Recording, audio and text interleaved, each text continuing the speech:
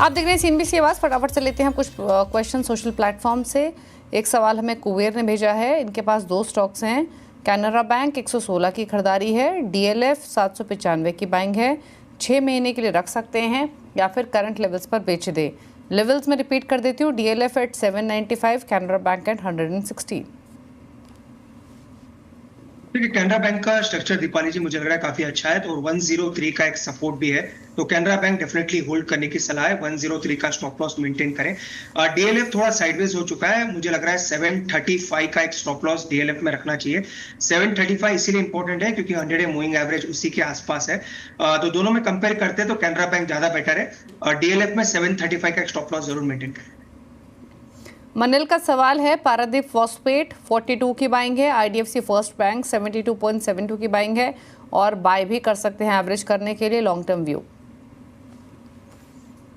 देखिए, पैरादीप तो काफी स्ट्रॉन्ग स्ट्रक्चर है और इन्होंने काफी नीचे बाय किया, तो वहां पे तो फ्रेश बाय की सलाह नहीं है क्योंकि ऑलरेडी 224 हो चुका है। पर एक ट्रेलिंग स्टॉप लॉस अगर ये लगाना चाहे तो नीचे में 180 के आसपास एक ब्रेकआउट हुआ है, तो उसका एक ट्रेलिंग स्टॉप लॉस जरूर मेंटेन करें।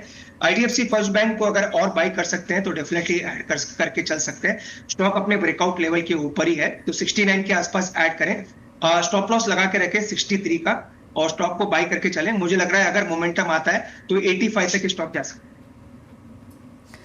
फेसबुक से लेते हैं कुछ सवाल। एक सवाल हमें भेजा आयुष श्रीवास्तव ने बोकारो से। इंडसइंड बैंक 822 की बाइंग है, 1 महीने के लिए होल्ड रख सकते हैं, सिर्फ क्वांटिटी 1400 शेयर्स। स्टॉप लॉस जरूर मेंटेन करें। मोमेंटम काफी नीचे का ही है, पॉजिटिव न्यूज आने के बाद भी स्टॉक में गिरावट है, तो 785 इसका फाइनल सपोर्ट है, तो उसी का स्टॉप लॉस मेंटेन करें। शायद इनके पास क्वांटिटी ज्यादा है, 785 का स्टॉप लॉस जरूर लगाएं। ऊपर में अगर मोमेंटम बनता है तो 835 840 ये मैक्स टारगेट्स रहेंगे, तो वहां तक अभी अगर स्टॉक आता है तो स्टॉक से प्रॉफिट बुक करके निकल जाए और 785 का स्टॉप लॉस जरूर मेंटेन। सतेंद्र सिंह का सवाल है, ग्रीव्स कॉटन पर 228 की बाइंग है, लॉन्ग टर्म व्यू है, क्या सजेशन? देखिए, चार्ट अच्छा है, इनफैक्ट रिजल्ट भी इसका मैं ट्रैक कर रहा था, काफी अच्छा देखने को मिला है, तो नीचे में स्टॉप लॉस 199 लगा के होल्ड करें, वहीं से मोमेंटम स्टॉक में बनाए और ऊपर में टारगेट 235 240 तक के रहेंगे, तो मोमेंटम अगर आता है तो उनका बाई प्राइस आ सकता है, इससे स्टॉप लॉस के साथ होल्ड करें और 199 का एक स्टॉप लॉस मेंटेन करें। अजय ओझा का सवाल है, BSE पर 474 की बाइंग है, आदित्य बिरला सन लाइफ AMC 712 की बाइंग है, क्या करें?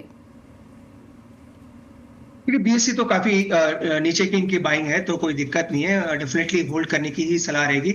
स्टॉप लॉस काफी दूर का है, तो इनकी बाइंग तो काफी नीचे की है, स्टॉप लॉस फिलहाल कोई स्टॉप लॉस की सजेशन नहीं है, पर मोमेंटम अच्छा है, इसलिए BSE जरूर होल्ड करें।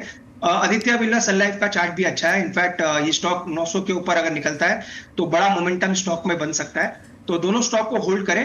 ABSL AMC की अगर स्टॉप लॉस की बात करें तो 720 के आसपास स्टॉप लॉस मेंटेन करें। स्टॉप लॉस थोड़ा दूर है पर उसी के आसपास मेंटेन करें। 900 के ऊपर निकलेगा तो बड़ा मोमेंटम स्टॉक में आ सकता है। आशीष अहलावत का एक सवाल है, सुप्रीम इंडस्ट्रीज पर 4510 की बाइंग है, 100 शेयर्स, क्या करें?